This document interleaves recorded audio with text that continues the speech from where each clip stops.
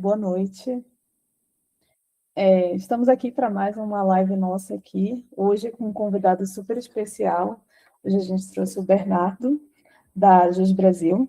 O Bernardo, ele tem mais de 12 anos de história no financeiro. Acho que trabalhou um pouquinho de tudo, né? FP&A, controladoria, muitas áreas.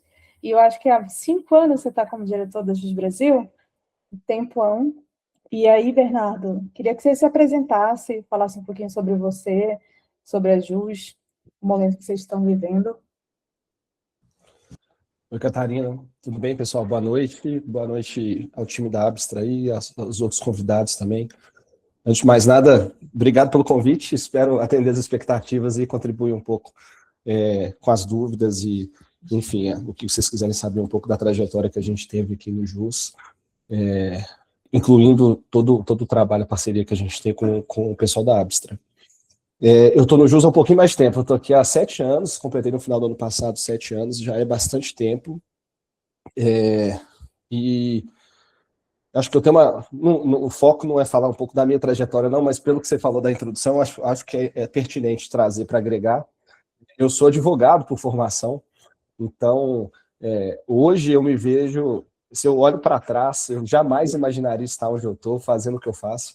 Não me vejo, nem gosto de contar que eu sou advogado, do tanto que a minha carreira, a minha trajetória profissional tomou rumos diferentes daqueles que eu imaginei quando eu entrei na faculdade de Direito. Mas o Jus Brasil, de 7 anos para cá, acho que é muito mais do que uma graduação, é um MBA, é um mestrado, um doutorado, de ver vários Jus Brasis e vários departamentos financeiros que nós tivemos ao longo desses últimos 7 anos. Então, a gente tem que se adequar um pouco ao momento da empresa e acho que a gente tem bastante história para contar aí desse processo. Pô, muito legal. E aí, falando sobre Jus, inclusive, acho que todo mundo aqui conhece a Jus, essa é a maior plataforma jurídica, acho que do Brasil. Então, todo mundo conhece muito sobre o que é, o que faz, mas me conta um pouco do momento em si. Você falou que está há 7 anos, então acho que você viveu muitos momentos, né? Então, você viveu um crescimento grande também da Jus.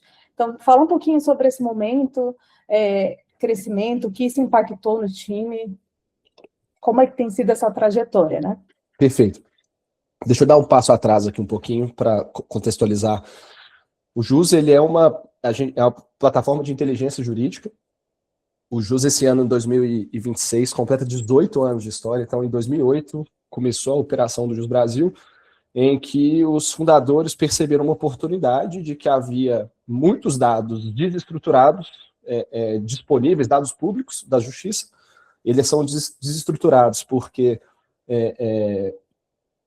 são diversos tribunais diferentes, que cada tribunal adota o seu próprio sistema, não existe um padrão, e as informações não são integradas. Então, as informações da mesma pessoa que é parte de um processo de um tribunal de um estado de outro estado, essas informações não se cruzam e tudo mais, ao mesmo tempo em que são muitos documentos, anexos, e o Google não consegue indexar, e havia essa dificuldade de busca, e a pessoa que é envolvida no processo precisa entrar e entender como acessar cada tribunal.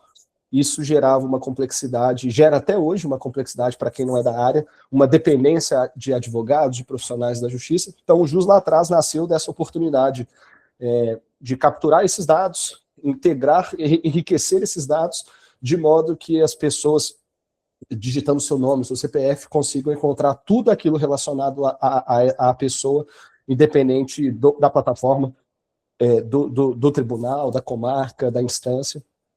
E a partir disso foi se gerando muitas oportunidades para atender um público profissional da justiça envolvido na preparação das peças, na preparação da argumentação jurídica, mas também as partes envolvidas que querem consultar andamentos processuais, atender empresas que precisam coletar, consumir informações de volume maior de dados e tudo mais. Então, no fim das contas, como uma plataforma de inteligência jurídica, e nesse movimento aí dos últimos anos de inteligência artificial, a gente vem enriquecendo a nossa capacidade de gerar mais informação de mais valor, para atender ainda mais as necessidades de formação, sejam das pessoas profissionais do direito, das leigas que não são profissionais, não trabalham com a justiça necessariamente, as empresas. E nesse processo, quando eu cheguei no JUS, final de 2018, o JUS tinha acabado de completar 10 anos de história, um investimento quase que integral voltado para a tecnologia, para a construção dessas tecnologias, para o aprimoramento dos robôs de captura, de estruturação dos dados. Uhum. E a oportunidade ali que se percebeu, uma empresa que 10 anos depois da sua fundação, o JUS ele já era o site jurídico mais visitado do mundo em termos de tráfego, apesar da gente ter 1,5 milhão, um pouco menos de 1.400.000 advogados ativos, informação dada pela OAB, nós temos mais de 25 milhões de acessos únicos todos os meses no site. Então, é muito mais do que o profissional do direito que demanda essa informação. Então, lá em 2018, 2017, eles já perceberam que tinha um ativo muito grande, uma oportunidade muito grande que precisava aproveitar melhor dessa riqueza de pessoas que consumiam essa informação, dos dados que a gente tinha aqui. Então, percebeu a necessidade de vamos não olhar só para a tecnologia, segue sendo a prioridade, sempre foi, mas vamos nos estruturar para a gente conseguir ter uma base sólida para o alicerce, né, para sustentar o crescimento da empresa, e foi isso que aconteceu. Eu vi no movimento em que vieram outras pessoas também para outras áreas funcionais, jurídico, RH, times comerciais foram sendo desenvolvidos. Então, de 2018, 2019 para frente, a empresa começou a crescer e a gente começou a olhar um pouco mais para processo, um pouco mais para uma infraestrutura de negócio, não só do ponto de vista de tecnologia. A tecnologia do JUS sempre foi uma tecnologia de ponta, lidava sempre com problemas complexos e tudo mais, e a gente precisava acompanhar e estar preparado para servir nesse crescimento acelerado da empresa. Então, lá atrás, a operação era uma operação financeira muito rudimentar, posso dizer assim, de pagar conta, de enviar informações para um departamento, para um escritório de contabilidade terceirizado, e na medida que a gente precisava se tornar mais robusto para poder levantar rodadas de investimento, para financiar a nossa aceleração, né, reinvestir na nossa operação, vamos crescer, vamos acelerar, a gente precisou começar a olhar com um pouco mais de rigor. E na medida que a gente começa a olhar para dentro, vamos construir um planejamento anual, vamos construir um orçamento. A gente lida com 25 milhões de pessoas que acessam nossos sites, a gente tem um volume de quase 1 milhão de transações mês. Então, tudo que a gente vai fazer, do ponto de vista financeiro, tem um volume gigante de dados.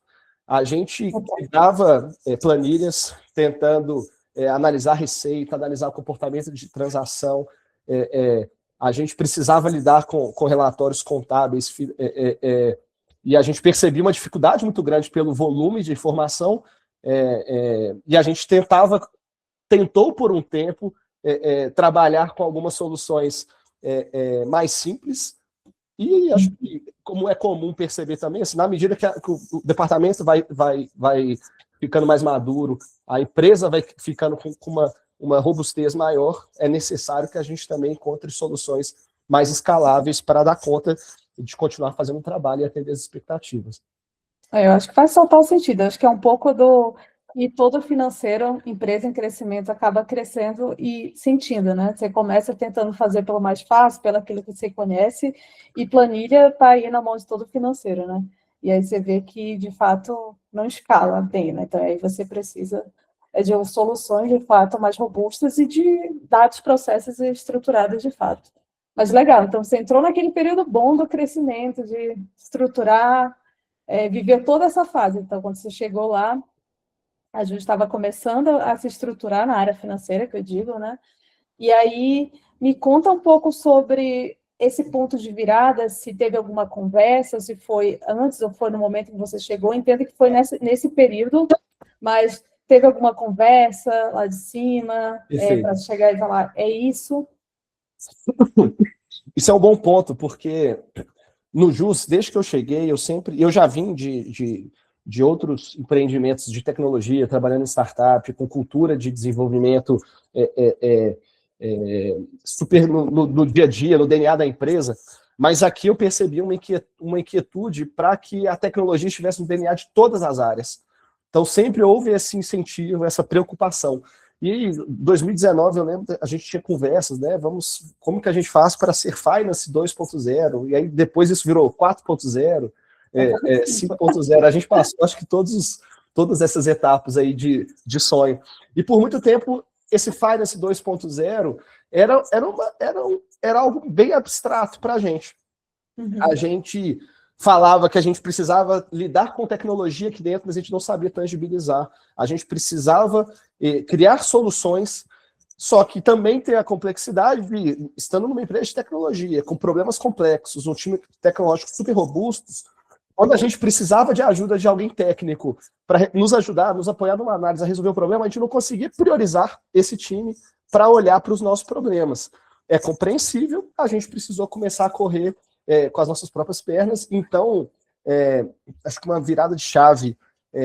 A gente teve várias tentativas, processos de tentativas e erros, mas no início de 2021, então já tinha 2 anos aí de arrumação de casa, a gente internalizou a contabilidade, já tinha um time minimamente estruturado de planejamento, a gente já tinha os processos contábeis de folha de pagamento, tesouraria, tudo dentro de casa. A gente trouxe uma pessoa para nos ajudar na nossa estrutura de FP&A, que já tinha feito em outras empresas, uma passagem anterior, trabalho de estruturação de banco de dados, para criar relatórios no Power BI, algumas iniciativas que a gente viu, pô, não é tão mais abstrato assim, talvez a gente comece o trabalho arrumando os nossos dados, estruturando a casa, e a partir disso a gente quer dar visibilidade dessas informações, mas a gente pode encontrar oportunidades de trabalhar melhor os dados que a gente tem. E aí foi um processo que durou cerca de 6 meses, essa pessoa saiu de analista de FP&A para ser head da área de dados de Finance. Foi difícil convencer e explicar para as pessoas que não era uma pessoa de finanças, era uma pessoa de dados, de tecnologia ali dentro, porque ela tinha esse perfil, apesar de vir de um background financeiro, o que foi muito bom e nos ajudou muito, foi bom, porque já vem com esse conhecimento, essa bagagem financeira, além da aptidão para a tecnologia. E aí acho que a gente começou esse trabalho de fato, arrumar os dados, criamos bancos de dados para a gente poder rodar um volume de dados maior que uma planilha de Excel não estava suprindo. Começamos a conseguir reportar esses dados melhor, num processo mais curto de tempo, mas, ao mesmo tempo, a gente percebeu que alguns fluxos podiam ser automatizados, mas ainda existia a necessidade de criar processos ainda mais robustos de automação. E aí essas necessidades, essas evoluções contínuas, alguns tempos depois nos levou a conhecer o pessoal da Abstra, as soluções da Abstra, né? O trabalho com vocês aí, a gente pode chegar lá em mais detalhes também. Claro, vamos chegar lá nesse ponto. Mas eu acho que você falou um ponto super importante, eu acho que é super chave. Quando a gente fala de, a gente vai ter um processo com financeiro 5.0, 2.0, qual o nome que seja da época, né? Eu acho que muita gente fala, vamos comprar uma ferramenta e vamos fazer isso. Só que eu acho que vai muito por trás. O que tem? Vamos estruturar nosso processo. Você falou que você gastou 2 anos estruturando o processo, organizando a casa, e faz super sentido. Se os dados não tiverem organizados, se os dados estiverem espalhados ou eles estiverem corretos, não vai adiantar de nada, você só geraria mais caos ainda, né? Então, acho que legal. Outro ponto que você falou que eu achei legal também é falar sobre pessoas, assim, sobre a importância de ter esse time mais qualificado na área. Não necessariamente você precisa trazer uma pessoa de dados, tecnologia, que entenda, inclusive eu também acho, eu acredito que é melhor trazer uma pessoa de finanças e que se qualifique depois em dados, porque ela já vai trazer, ela já vai entender todas as dores que só quem sabe, só quem vive, meio que entende um pouco, né, do que o financeiro passa, quais são as dores, e um pouco trazer alguém de tech. Muitas vezes a pessoa acha que não entende muito as dores particularmente, né? Mas legal. E aí, falando sobre, agora, entrando um pouco no tópico, né, mais geral que a gente está falando hoje, quando vocês cresceram, resolveram fazer esse plano, estruturaram, e vocês tiveram algum KPI para medir? Qual que é o nosso KPI para esse crescimento, para essa reestruturação, para construir esse finance mesmo 2.0 ou 5.0? A gente sempre teve essa inquietude de otimizar os nossos processos. Acho que a nossa intenção maior era otimizar operacionalmente as respostas que a gente tinha que dar. A gente tinha um cronograma de dar visibilidade, porque ao longo desse processo, né, nós levantamos várias rodadas de investimento, então essas rodadas iam trazendo fundos diferentes para compor uma mesa, um comitê financeiro mensal que a gente dava reporte, e a gente entrava mais na profundidade das informações. Então, a gente conseguiu perceber que com algumas automações de fluxos, a gente foi reduzindo esse tempo de fechamento e nos permitia gastar mais tempo, dedicar mais tempo a fazer algumas análises mais adequadas para a complexidade de cada assunto. E a gente conseguiu começar a resolver problemas mais complexos de fato. Por quê? Antes da Abstra, a gente chegou a usar algumas ferramentas no-code que acabavam sendo soluções, e acho que está muito relacionado à maturidade que a gente tinha. A gente estava estruturando os dados, a gente precisava acelerar alguns fluxos, e a gente tinha soluções que tinham os fluxos pré-programados, não dava muita flexibilidade para a gente fazia os linkings, e o time financeiro ficava dependente do time de dados para fazer essas customizações. Então, vou dar um exemplo. A gente tinha um processo de reembolso, que é uma rotina normal de um departamento financeiro, mas acaba que tem um analista financeiro ali que tem que conferir nota, tem que conferir os dados, a documentação, tem que ver avaliação, aprovação, etc. A gente gastava muitos dias ali e a gente começou a construir algumas soluções de encurtar esses processos, definir algumas regras.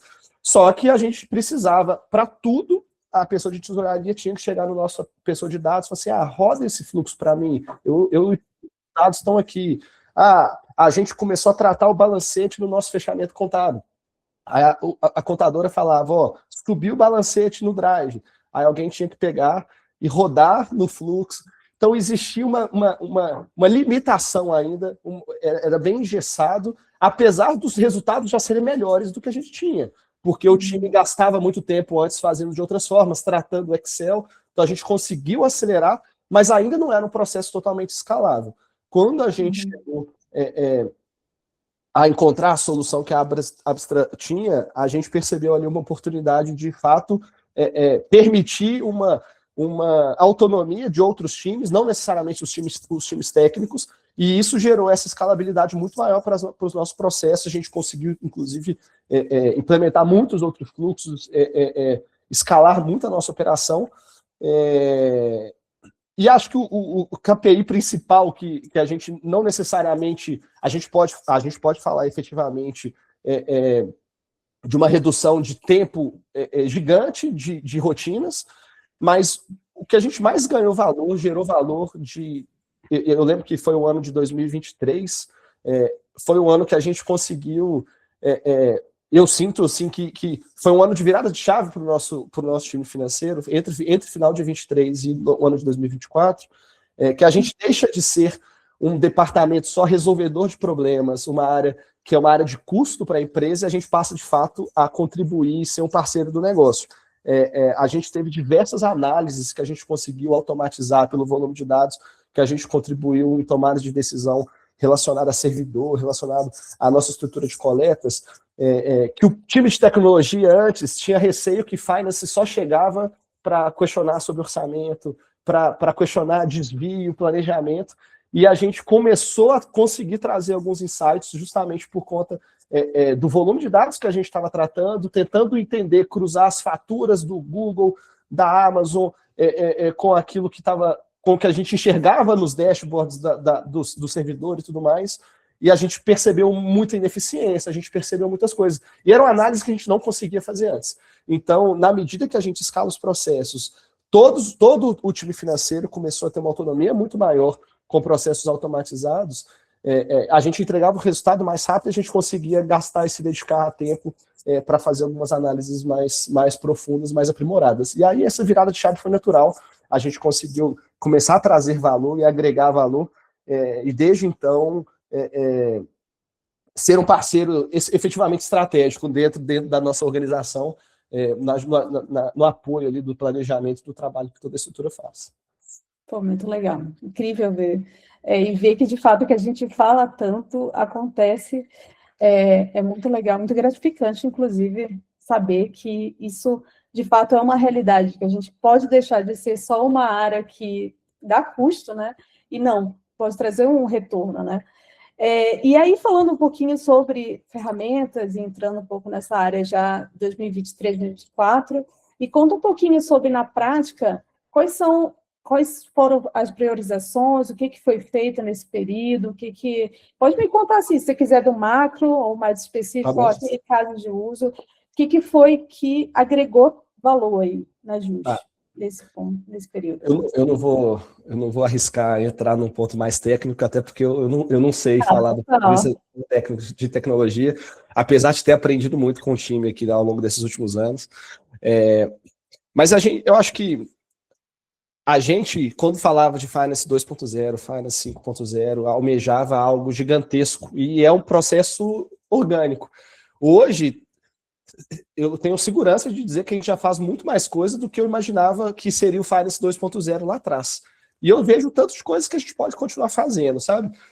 A gente começou nesse trabalho de estruturação dos dados, pensando num projeto de visualização, de criar dashboards, ter os dados mais estruturados para dar visibilidade para a empresa dos nossos números.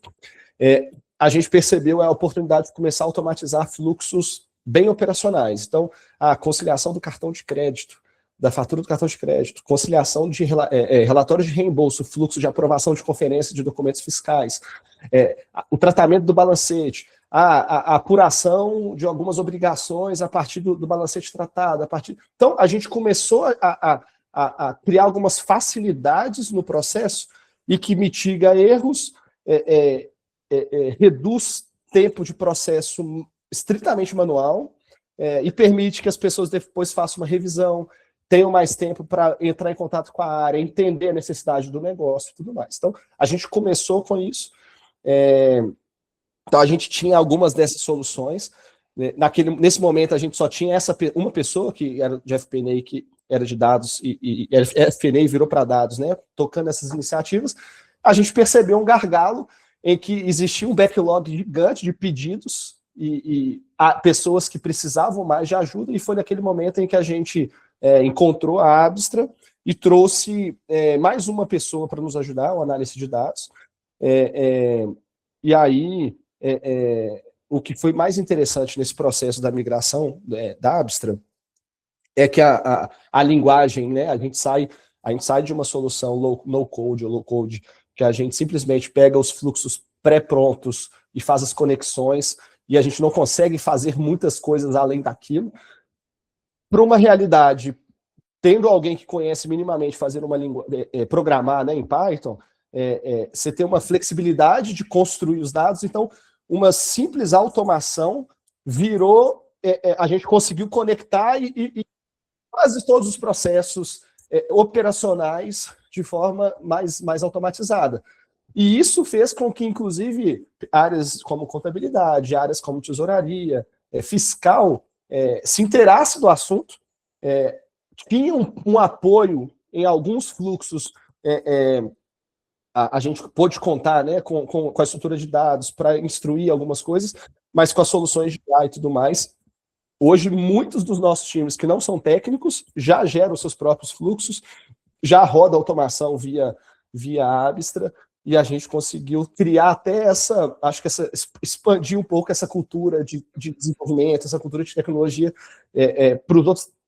para as outras estruturas dentro de Finance, que não necessariamente estruturas técnicas com background mais de programação. Dentro do time, tem 3 pessoas que programam e tem 20 pessoas que usam Abstra, é quase isso. É isso. E isso se alinha muito à cultura da própria JUS, né? Então, acho que trouxe um pouco disso. O financeiro acaba se alinhando mais de ser uma empresa mais tech, e não necessariamente você precisa que todo mundo saiba alguma linguagem específica de programação, né? Você consegue aprender, ainda mais hoje com a IA, né? Que te dá uma grande ajuda, né? Mas legal. E aí, falando um pouco sobre essas, você citou várias, inclusive, várias rotinas que hoje vocês automatizaram. Me conta um pouco qual delas você sente que teve o maior impacto, inclusive pode ter sido a primeira, a parte dos dados, que eu acho que acaba ajudando tudo, né? Mas qual que foi o maior impacto, como o time se comportou? Você falou um pouquinho também, eu vou fazer duas perguntas ao mesmo tempo para não esquecer. Você falou um pouquinho sobre a cultura, como é que você vê essa mudança de cultura também dentro do time de finance, né? Perfeito. Assim, eu acho que é difícil eu eleger qual foi o fluxo que... Porque eu acho que assim, o primeiro tem a sua importância, que mostrou o potencial e a capacidade de extrair mais valor com aquilo. A gente, talvez pelo primeiro ano, não vou saber precisar o período, mas a gente focou muito em automações internas, processos internos, fluxos de rotina de trabalho, de fechamento, de apuração de imposto, de tratamento de dados. Passou um tempo, a gente começou a ver que a gente não estava aproveitando do potencial para fazer uma análise melhor de receita. Receita é o que a gente tem um maior volume de dados, e a gente tem todas as variáveis de receita e tudo mais. Então, a gente poder... talvez essa é um grande valor que a gente consegue extrair pela importância e o quão estratégico é do negócio.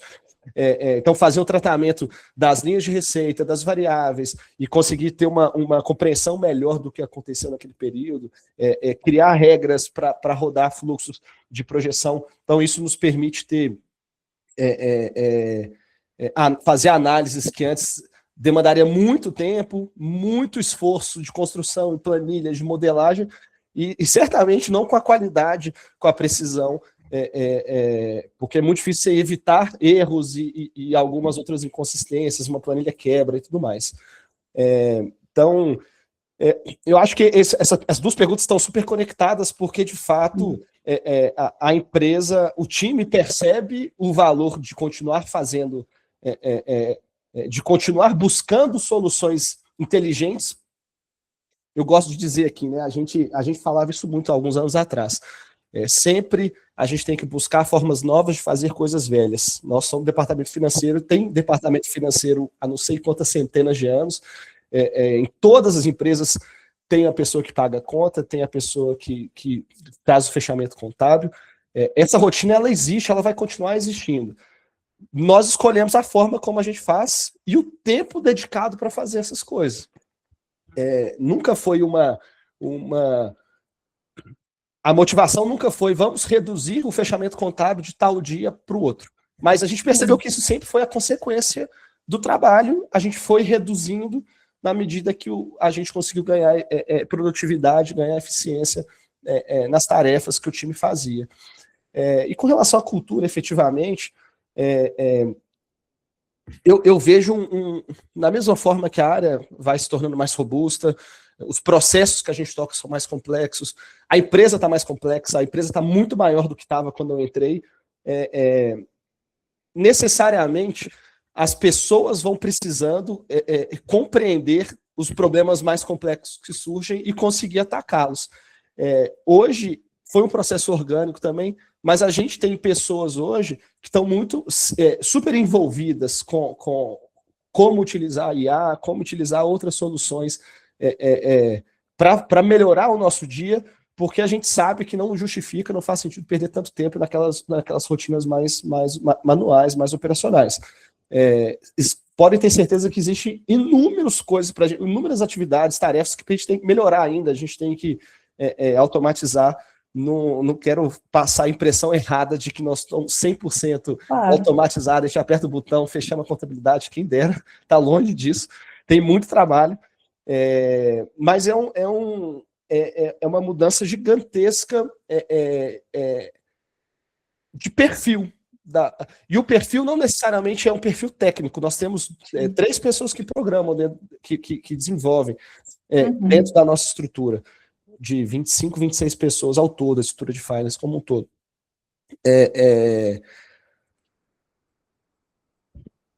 Eu posso te garantir que 20 pessoas ali sabem e já criaram pelo menos um fluxo, são responsáveis por uma parte de um processo automatizado e tem essa inquietude, seja para melhorar processos rotineiros, processos que são e vão continuar sendo mensalmente necessários para a gente rodar, ou seja, alguma análise, um problema novo que surgiu e que a gente tem que começar a pensar desse problema do zero, sabe? Total. Assim, eu conheço muita gente que já veio falar comigo da JUS, então, do departamento, né? E eu sei que, de fato, a maioria não ser programador, mas todo mundo tem um pouco dessa pulguinha de quero fazer, quero automatizar. Às vezes alguém chega me mandando uma dúvida, já quando eu vejo já está usando, já está fazendo, e está só já no meio do caminho, então isso é muito legal de se ver, né? De que, de fato, há uma adesão a essa cultura nem precisa ser, nem chamo de tech, é uma cultura que você vai fazer e vai expandir sua mente, né? Você vai fazer coisas novas, como eu posso otimizar, uma cultura mais otimizadora em si, né? De processos. Mas muito legal. Inclusive, falando de processos e, enfim, vamos falar um pouquinho sobre time, quantidade, por exemplo. Eu sei que quando você entrou na JUS, quantas pessoas tinha no time financeiro e hoje quanto é que tem? Você sabe mais ou menos a ideia? Eram 2 pessoas que tinham no JUS, que um perfil muito mais de contas a pagar, que pagavam as contas e encaminhavam, preparavam a documentação para o escritório de contabilidade que era externo. Aí a gente trouxe uma pessoa para começar a olhar para a FP&A, para planejamento, olhar para as áreas, criar uma estrutura de pensar, né, vamos criar uma proposta de um plano de contas que a contabilidade vai conversar com o negócio, centros de custo para identificar a alocação das pessoas, das áreas, das despesas e tudo mais. Então começou um trabalho bem artesanal lá atrás. Isso nos permitiu, por outro lado, a empresa já tinha 10 anos, mas o departamento nasceu naquele momento. Então a gente conseguiu construir do nosso jeito, sabe? E aí, na medida que a empresa, que o tempo foi passando, logo em 2019 a gente fez uma nova rodada de investimento. Uma das condições era que a gente começasse a ser auditado. Então, o ano de 2019 foi o primeiro ano que a gente auditou nosso balanço com uma Big Four. E a primeira experiência de auditar o balanço em 2020 foi necessário o suficiente para a gente perceber que a gente precisava internalizar a contabilidade, que não queríamos continuar contando. É um terror para todo mundo. E dependendo de um escritório terceirizado. Existe maturidade, momentos de empresa que não justifica, de fato, ter isso, sim, mas pelo volume de dados, de informação e o nível de qualidade que a gente queria de ter esses números na mão, a gente viu que era necessário, então a gente internalizou a contabilidade em 2020. E aí, nesse momento, foi o momento que o time cresceu mais rápido, porque a gente teve que trazer estrutura, né, contabilidade fiscal, folha de pagamento e tudo mais.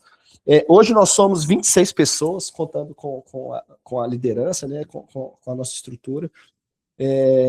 O time de FP&A e dados hoje está junto dentro da mesma estrutura. Tem 4 pessoas. A controladoria que contém, né, contábil, fiscal, faturamento, e essa estrutura é uma estrutura de controladoria que a gente faz a gestão orçamentária e tudo mais. Tem umas 12 pessoas. A gente tem uma estrutura de tesouraria. Dentro dessas 26 pessoas, nós temos uma estrutura de People Ops que está comigo, tem uma estrutura de Procurement também que está comigo. Então, não é só o departamento financeiro na prática, né, nessas 26 pessoas, mas essa estrutura como um todo. E é isso, assim, até dentro da área de compras, dentro da área de People Ops, todos os fluxos de admissão, fluxo de demissão, no processo de offboard, que você tem que fazer uma varredura nas ferramentas que aquele e-mail tinha acesso, se a gente consegue... Tudo a gente consegue fazer nesse sentido já de forma automatizada, sabe? Então, a gente consegue automatizar o pedido de compra que chega por e-mail, que chega via plataforma, isso já leva direto tratado para o RP. Então, tem alguns fluxos rodando que funcionam bem, que já é uma vitória perto do que quando a gente começou a construir esse trabalho lá atrás. Mas tem muito trabalho para fazer. Mas é isso, acho que se eu pensar em departamento financeiro, tesouraria, FP&A e controladoria, devem ser umas 18, 19 pessoas. Sem contar a estrutura de People Ops e de compras. Falando um pouquinho até sobre muitos planos, muito o que melhorar, eu acho que sempre tem uma pulguinha por mais que você construa, você acaba expandindo tanto que sempre vai ter algo para você melhorar, para você fazer. E aí, falando um pouco sobre isso, eu entendo que você já tem essa base estruturada, consolidada, tem os dados, já tem muitas automações rodando. E aí eu queria entender um pouco sobre os próximos passos da JUS, do departamento financeiro. O que você tem em mente? O que o time está, roadmap, está planejado? Acho que hoje um tema que está, acho que é inevitável, é falar em reforma tributária. Sim. Então, o JUS ele vem de um momento, de uma mudança de momento, né, de maturidade de negócio. Captamos investimentos, muitos investimentos ao longo dos anos. Tem cerca de 4 anos que a gente chegou no break-even, tem cerca de 2 anos que a gente se tornou uma empresa lucrativa. Então agora a gente começa a olhar não para aquela aceleração para continuar crescendo, óbvio que o crescimento é a nossa principal KPI, principal meta anual, mas a gente olha para a eficiência de outra forma, eficiência tributária. Então tem diversas iniciativas e avaliações de otimização tributária de tax shield. A gente precisa se preparar e conduzir a empresa para se preparar para a reforma tributária. Isso é um tema que, mais uma vez, a partir do momento que o nosso time, acho que é uma informação importante aqui, né? A controladoria, que nós temos um contábil e um fiscal. Nós temos um coordenador contábil e um analista contábil, um coordenador fiscal e um analista fiscal, para fazer todos os processos, responder auditoria, fazer fechamento e tudo mais. Então, é um time muito enxuto. Se a gente não tivesse esses processos automatizados, a gente não dava conta de fazer essas iniciativas. Então, isso nos permite estar à frente e conduzir processos que a gente está conduzindo com relação à reforma, por exemplo, que vai envolver time de produto, time de tecnologia, vai envolver... a gente precisa começar a pedir dados diferentes dos nossos usuários, dos assinantes, que antes a gente não pedia, para entregar as obrigações que a reforma nos exige a partir de 2027. A mudança dos impostos vai implicar numa revisão da nossa estratégia de pricing. Então, a gente começa a discutir com a nossa estrutura de growth do B2B, do enterprise, como também do B2C, como que a gente vai ajustar. Então, tem diversas iniciativas que a gente está pensando por aí. E o JUS, como um todo, com o advento aí da inteligência artificial, o JUS lançou o seu primeiro produto efetivamente. A gente trabalha com IA aqui dentro de casa, sei lá, 3 anos, um pouco mais, em soluções de estruturar melhor os nossos dados, de enriquecer as informações que a gente captura e tudo mais, mas a gente conseguiu só no início do ano passado lançar o JUSIA, que é um produto, um produto, é a nossa solução de pesquisa jurídica no formato conversacional, de um chat, em que a gente consegue trazer todas as soluções do JUS Brasil de uma forma muito mais interativa, mais eficiente, mais totalmente com inteligência artificial abarcada, e isso segue sendo o nosso impulso aqui, né, para conseguir entregar soluções melhores, e a área financeira precisa caminhar para continuar sendo esse alicerce, porque a gente precisa dar conta de suprir e sustentar esse crescimento da empresa. A gente não tem planos de expandir time, a gente vem há 2 anos sem crescer time efetivamente em termos de número de pessoas, e é sempre olhar com essa intenção de, não necessariamente a gente não... Pode ser que a gente possa trazer pessoas se a gente perceber que há algumas lacunas, mas o foco aqui, de fato, é fazer melhor o que a gente vem fazendo, e isso tem funcionado muito bem, sabe? As pessoas que estão aqui engajadas em aprender formas novas de fazer essas coisas velhas, tradicionais, estão conseguindo entregar um ótimo resultado. E a gente tem que dar conta de ajudar a empresa nesses novos saltos, aí, nesses novos desafios que a gente tem pela frente. Foi muito legal. Acho que reforma está tirando aí o sono de qualquer financeiro, né? Se você é um financeiro e não tá, a reforma não está te tirando o sono, está fazendo algo muito errado ainda. Você ainda não pensou o suficiente. Mas, legal. E aí, você falou alguns pontos, reforma, pediu alguns dados, eu sei que isso é um trabalho colaborativo com a empresa inteira, que a gente precisa de um trabalho de produto também, né? Então, acaba que você mexe com todas as áreas, mas falando sobre próximos passos também, o que você enxerga de IA, automação, dentro, o que isso pode agregar nesses objetivos que vocês têm no futuro, né? Eu acho que hoje em dia o mundo não funciona mais sem IA, né? Até às vezes, não é preocupante, acho que todo mundo está nisso, mas às vezes como que a gente trabalhava sem um chat Tem um GPT, chat um GPT do Gemini do lado, né? lado, como a gente consegue de fato ser mais eficiente, mais efetivo na consolidação de algumas informações, no tratamento de algumas informações. A gente fala muito sobre as pessoas aprenderem e criar esse hábito dos agentes, para que a gente tenha os nossos próprios agentes. Eu já vi pessoas falando, e não foi brincando, mas daqui a 1, 2 anos a gente vai perceber, realmente não estava brincando, é verdade. Antigamente a gente mostrava um org chart, o departamento contábil, aí tem essa pessoa, o departamento financeiro tem essa pessoa e tal. Daqui a pouco vão ter linkado às pessoas os agentes no org chart de cada pessoa, quem resolve a sua conciliação. Então a gente tem essa inquietude, a gente fala muito sobre ter soluções melhores e a nossa capacidade de criar. Então a gente fala muito isso para o time, a gente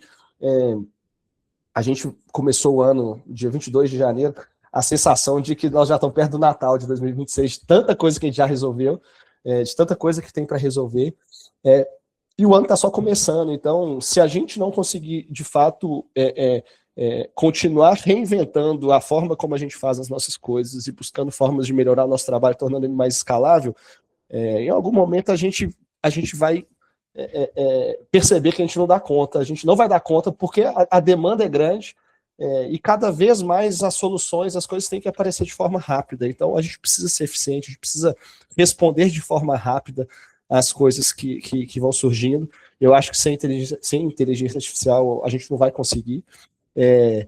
E por isso eu acho que é algo que tem que ser falado diariamente dentro dos times.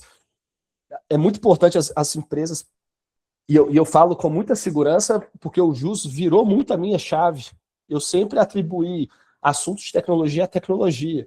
Eu lembro que antes vou falar um parêntese aqui, peço licença poética, não tem nada a ver com o que a gente está falando, mas como essa cultura do JUS é forte. O JUS, ele já nasceu não, mas bem antes da pandemia, ele já era a gente chama de trabalho distribuído, que as pessoas trabalham de outros lugares. Temos alguns escritórios espalhados no Brasil, que as pessoas podem ir, se quiserem, para ter pontos de apoio, as pessoas se encontram, mas as pessoas trabalham predominantemente distribuída. E eu lembro que quando eu comecei a trabalhar lá em 2018, 2019, eu ia todos os dias para o escritório e meu time ia todos os dias para o escritório. Tinha gente que estava em outras cidades, mas no escritório de outras cidades a gente se falava, e eu falava, não, trabalho remoto é coisa para tecnologia, home office é coisa para dev que consegue trabalhar, a gente precisa trabalhar presencialmente. Passou a pandemia, a empresa já estava preparada para o trabalho distribuído, então foi muito fácil a adaptação.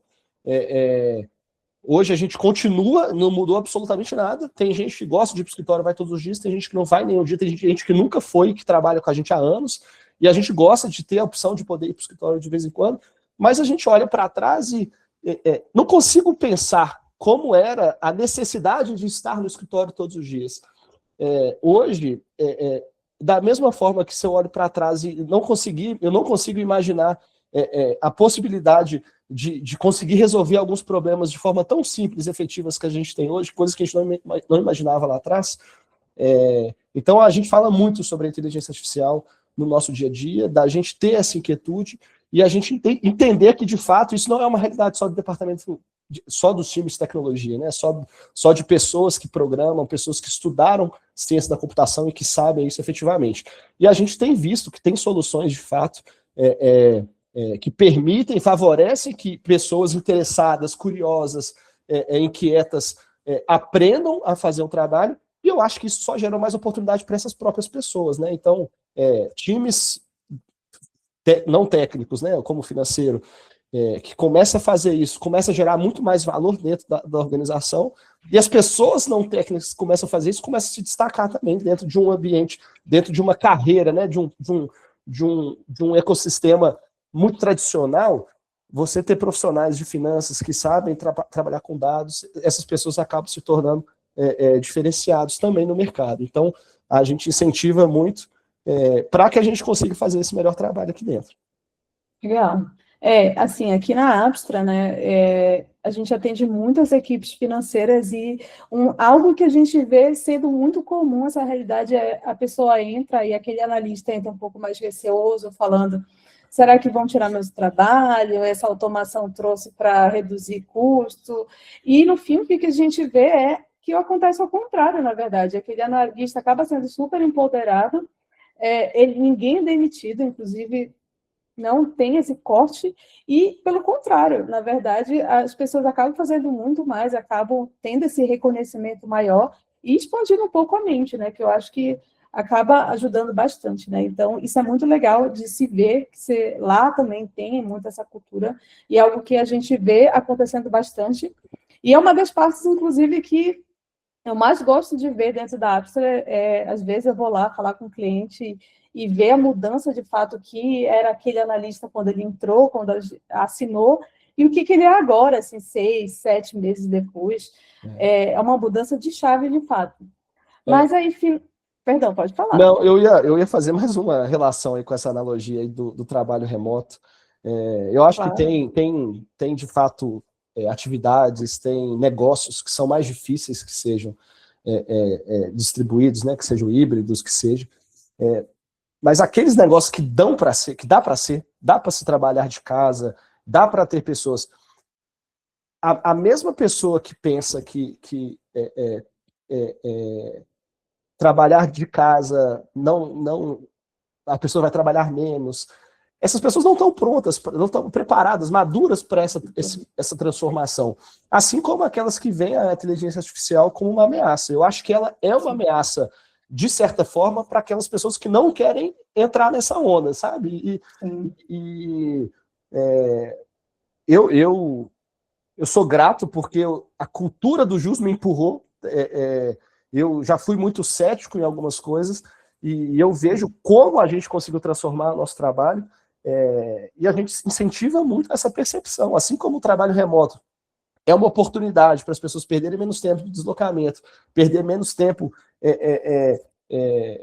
isso sim, ser mais eficiente, de ter a solução de começar a trabalhar de casa, poder ter o seu ambiente de descanso ali perto, é tão favorável para você produzir, da mesma forma, a enxergar e perceber a inteligência artificial e todas essas soluções que estão aparecendo como uma oportunidade para impulsionar a sua carreira, a sua trajetória, acelerar um desenvolvimento, porque na prática é isso que a gente faz, a gente encurta caminhos, a gente entrega soluções muito mais rápidas, coisas que iam demandar muito mais tempo, e acho que a contrapartida é da mesma forma, a gente consegue acelerar algumas trajetórias também com relação a isso.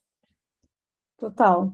E aí, já nos encaminhando para a pergunta, para o final, para a gente ter um tempinho aí para perguntas e respostas, última pergunta é, se você pudesse dar um conselho para o Bernardo, de 2 anos atrás, ou de 3 anos atrás, quando eu estava iniciando essa trajetória, o que você falaria para ele?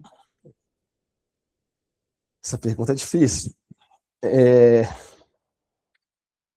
Eu acho que é fácil dizer hoje engenheiro de obra pronta, né? Depois que passou, começa a estudar inteligência artificial, vale a pena.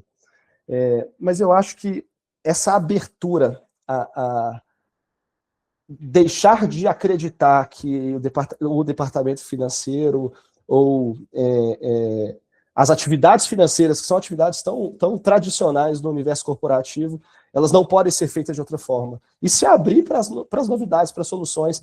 Hoje em dia, a tecnologia, a internet favorece muito isso, e surgem muitas soluções, basta a gente ter esse interesse, essa inquietude, e existem muitas oportunidades, muitas soluções que estão aí na nossa disponíveis para a gente começar a testar, começar a aprender. Eu acho que mesmo contando um pouco essa trajetória dos últimos anos, se eu pudesse voltar no tempo, uns 3, 4 anos atrás, eu acho que eu teria me aberto um pouco mais, eu teria me aventurado um pouco antes, eu teria testado mais coisas, certamente eu saberia fazer mais coisas e conseguiria entregar mais resultado até do que hoje. Então, sempre dá para melhorar um pouquinho. Claro, total. O importante é ter essa mentalidade já, porque daqui a 2 anos, o Bernardo de 2 anos, com certeza vai agradecer o Bernardo hoje por ter esse pensamento, né? Mas muito legal. Acho que o papo foi ótimo. Eu vi aqui que estamos com várias perguntas, provavelmente não vai dar tempo de fazer todas, mas eu vou selecionar aqui algumas e que eu acho que são mais pertinentes, né, ao nosso papo.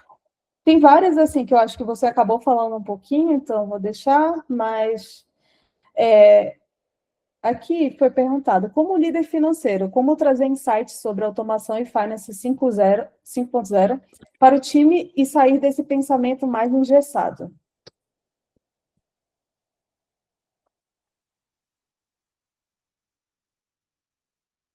Assim, eu não acho que é fácil, tá? Eu acho que o ambiente tem que favorecer. Não quero ser ingênuo aqui de dizer que é, como que você implementa uma cultura aberta, propensa à tecnologia. Não é um negócio trivial. O ambiente tem que favorecer. Acho que tem que haver um incentivo, seja da companhia, mas no nosso caso, por exemplo, veio de dentro de finance, a inquietude de ser isso, sem saber como seria nos tornarmos finance 2.0, 5.0, mas de uma oportunidade de buscar um candidato com um perfil que poderia começar a trazer uma ciência nova para dentro da nossa atividade, começou a construir lá de dentro, enraizar nas pessoas, olha como eu consigo gerar eficiência, fazer coisas novas com automação, com o uso de ferramentas novas, com tecnologia e tudo mais. Não é trivial, mesmo que a organização não tenha essa abertura, esse incentivo explícito, né, para que o finance se torne menos engessado, como líder financeiro, eu acho que a liderança do time, seja a liderança do departamento financeiro todo, seja a liderança de um departamento contábil, seja a liderança de uma tesouraria, a gente pode começar a transformar aquela célula. E eu acho que os resultados vêm, sabe? A gente começa a trazer, a conseguir gerar muito mais valor, porque a gente reduz tempo operacional, reduz tempo de trabalho manual, e a gente consegue se dedicar mais a fazer outras análises. E isso acaba fazendo com que, na medida que você consegue ser mais efetivo naquela atividade, isso te permite ajudar a atividade do outro. Então, essa cultura começa a se replicar. E aí, acho que como gestores, né, nós temos que estar preparados para essa conversa também. A gente começa a perceber quem são as pessoas abertas e interessadas a se adequarem a essa nova realidade. E aí cabe à gestão fazer a decisão. Qual que é o time que eu quero para o futuro? O que eu quero olhar daqui a 2 anos? E quem são as pessoas fazendo o quê? Com qual perfil de inquietude? E aí a gente começa a tomar as decisões. Não é trivial, mudar a cultura não é fácil, mas eu acho que o incentivo, acho que tem que nascer de um incentivo, de dar uma oportunidade, de eventualmente trazer alguém com essa tecnologia, ou começar nós mesmos aqui, né, a conhecer uma tecnologia, convidar que as pessoas aprendam a utilizar, incentivar um treinamento, uma capacitação para aprender a usar uma solução, que os resultados vão vir certamente. Total. Teve outra pergunta aqui que foi mais votada, inclusive, pessoal, vocês conseguem voltar aqui nas perguntas. Eu vou pegar aqui que teve mais votos. Foi, durante a construção das automações, como foi equilibrar o dia a dia do financeiro apagando incêndio com a melhoria dos processos? Essa pergunta é muito boa. Muito boa. E eu não tenho uma solução para isso. Hoje eu posso dizer que a gente implementou as nossas automações em um tempo muito maior do que a gente poderia, do que a gente gostaria, mas certamente foi porque a gente teve que apagar muito incêndio. E eu acho que tem que ter esse equilíbrio de expectativa também. Priorizar qual que é o projeto. Às vezes você tem uma pessoa que vai. Então, a gente tem esse desafio sempre, né? A gente, aqui na estrutura, a gente faz um planejamento. E aí, na segunda semana, acontece tantas coisas e a gente se desvia da prioridade. Então, a gente precisa, de fato, o que é prioridade? A gente pode dizer não para isso? Ou a gente pode encontrar outras formas? Vão ter coisas que a gente vai precisar mudar a rota, e isso vai fazer com que a gente atrase naquela automação, naquela entrega. Então, acho que não tem como fugir. Eu contei para vocês que entre 23 e 24 ali, de fato, eu comecei a sentir que a gente deixou de ser aquela área apagadora de incêndio, uma área geradora de custo, para ser uma área geradora de insight, de solução, parceiro do negócio, depois de 4 anos trabalhando no JUS, estruturando, arrumando a casa. Aquele momento eu já tinha o maior orgulho do que a gente já fazia, e eu nem imaginava que a gente podia começar a fazer de melhor. mas é inevitável, assim, nós fomos feitos para resolver problemas, então os problemas vão continuar surgindo, mas eu acho que é importante a gente ter essa boa intenção daquilo que a gente quer resolver primeiro, e é um passo de cada vez, é uma coisa de cada vez. Não ter essa utopia de que os incêndios vão deixar de ter que ser apagados. Eu acho que os incêndios não acabam nunca. Sempre Nunca. diminui a frequência, talvez, mas o incêndio sempre vai ter, né, na Se área. diminui, eu estou esperando diminuir ainda. Outra pergunta aqui foi: Jus é um exemplo, já ouvi falar muito bem de vocês. Obrigado. Qual é o segredo para contratar e reter um time tão especial? Nossa Senhora, fico até lisonjeado com isso. Eu acho que não tem segredo, eu acho que a cultura do Jus como um todo incentiva que essa cultura seja replicada nos times, né, na estrutura. E no fim do dia, a gente está participando agora de um processo de calibração, né, dentro do Jus, não o Finance como um todo, mas toda a empresa. E aí um dos critérios que a gente avalia na calibração é comportamento. Não tinha planejado falar isso aqui, me veio agora, mas acho que cabe bem. E comportamento tem alguns parâmetros que são mais objetivos. A gente tem impacto, aí tem alguns critérios, tem resultado que a pessoa entregou efetivamente. Comportamento não existe um roteiro, um guia que a gente, como um parâmetro. Na prática, qual que é o comportamento das pessoas que a gente espera de quem a gente quer ter por perto? Existem os valores da empresa, os pilares de cultura, a gente quer pessoas inquietas, pessoas que sejam resilientes, enfim, tem um monte de frases bonitas, que são frases de efeito, mas a gente tem que ver isso ser replicado no dia a dia, sabe? Então, é muito difícil contratar, é muito difícil a gente acertar sempre, nós já tivemos que passar por algumas mudanças significativas assim, de pessoas, mas eu acho que é replicar essa abertura, sabe? A abertura a testar, a experimentar, a errar. A boa intenção tem que prevalecer, a abertura a tentar fazer o melhor.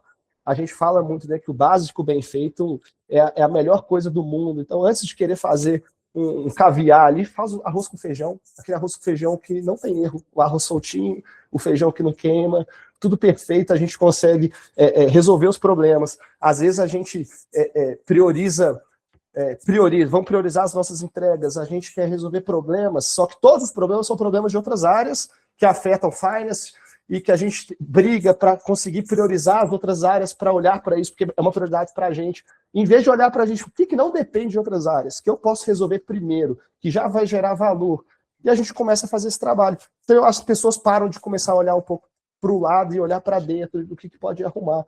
Mas é muito difícil, assim, falar é mais fácil, certamente. Eu agradeço e fico feliz de saber que é um exemplo de cultura. Mas eu acho que você já trouxe a solução aí, pensei agora também, né? Assim, pelo exemplo, a gente tem que.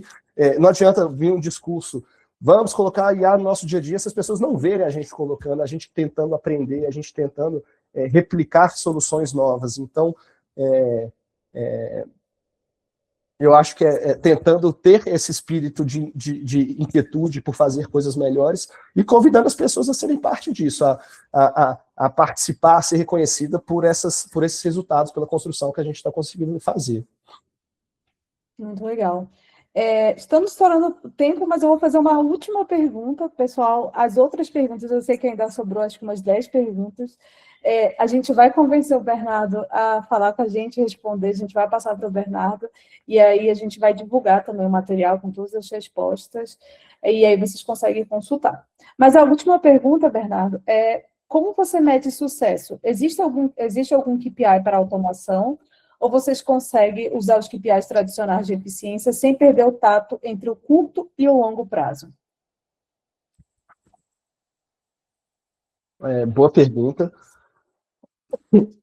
Não existe um KPI de automação.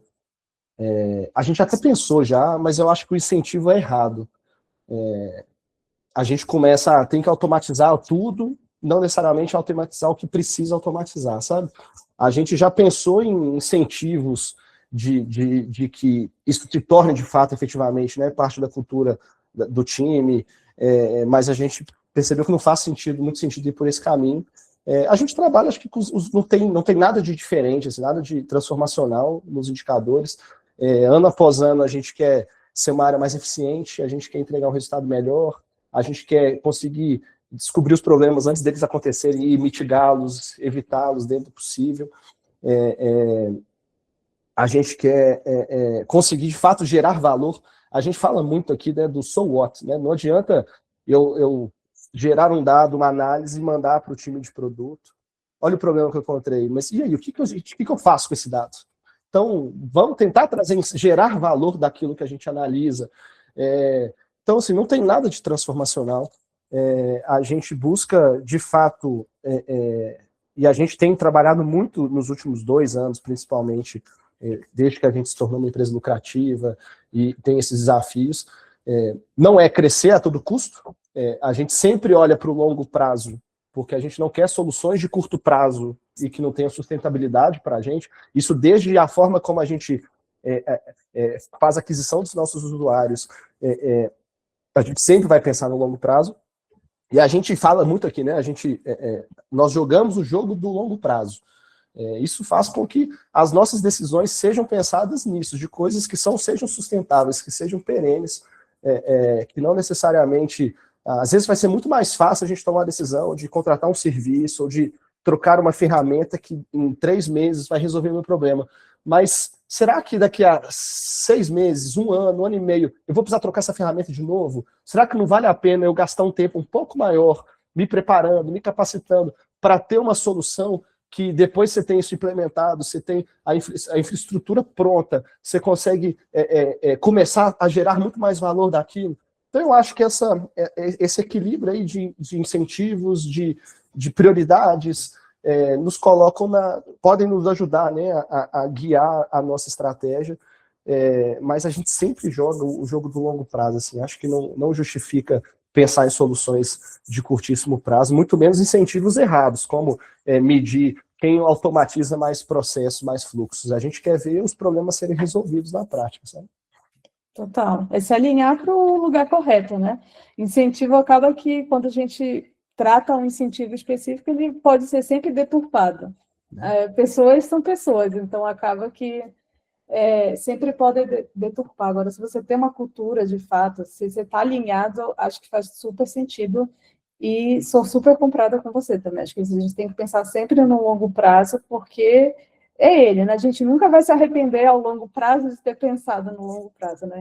Exatamente. Total. Muito, muito bom. Acho que foi ótimo o papo. Bernardo, agradeço muito pela presença, acho que agregou muito.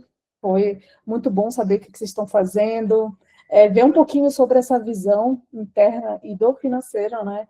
E expandir um pouco, né? Acho que expandiu quem está aí, expandiu muito os horizontes, o que a gente pode fazer, como é que se consegue construir, né? E ver que eu acho que nada é impossível. Você pode, às vezes, a gente ouve muito, né? Tem uma cultura, vai ser impossível, ou isso não vai rolar. E eu acho que é um pouquinho de cada vez, né? De grão em grão a gente vai conseguindo, mas o importante é a gente estar alinhado e ter muito isso, né? É isso. Eu agradeço muito aí, enfim, o espaço. Eu adoro falar disso, sabe? Eu entro para fazer entrevista, às vezes, eu tomo a maior parte da entrevista do tempo contando um pouco do que a gente faz. Aí depois nós vamos ter que estender um pouquinho mais de tempo, às vezes eu preciso me conter.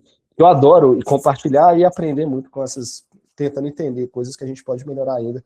Obrigado pelo espaço, eu estou super à disposição. Passou mais rápido do que eu imaginava também. Passou super rápido. Enfim, espero ter conseguido ajudar de alguma forma. Estou à disposição. E agradeço você, Kátia, e todo o time da Abstra aí. Vocês são os parceiros que todo o time aqui, todas as interações sempre são boas, toda a receptividade e tudo mais. Então, do lado de cá, vocês sempre vão ter as portas abertas também para contar com a nossa ajuda. Eu que agradeço a parceria de 2 anos, aí, mais de 2 anos.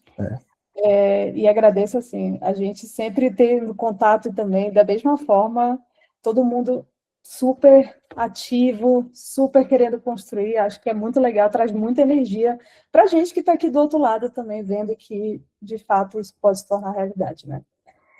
Último aviso, pessoal, a Jéssica colocou no chat, mas, novamente, para quem não ouviu ou perdeu, o Bernardo vai responder todas as perguntas, e para quem ainda não tiver, a gente vai colocar lá no grupo do WhatsApp que a gente tem.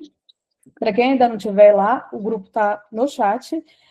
Só entrar lá, Jéssica, a gente sempre coloca alguns materiais, os vídeos aulas que a gente faz, né? E esses papos que a gente vai trazer cada vez mais, né? A gente trouxe o Bernardo aqui, nosso objetivo é trazer mais gente boa e falar um pouco sobre isso. E é isso, pessoal. Muito obrigada pela presença de todos. Espero que tenha agregado. E qualquer dúvida também, quero perguntar algo que não perguntei aqui, pode falar lá no grupo. Fiquem super à vontade. Até mais, pessoal. Obrigado. Boa noite para todo mundo. Obrigada, boa noite.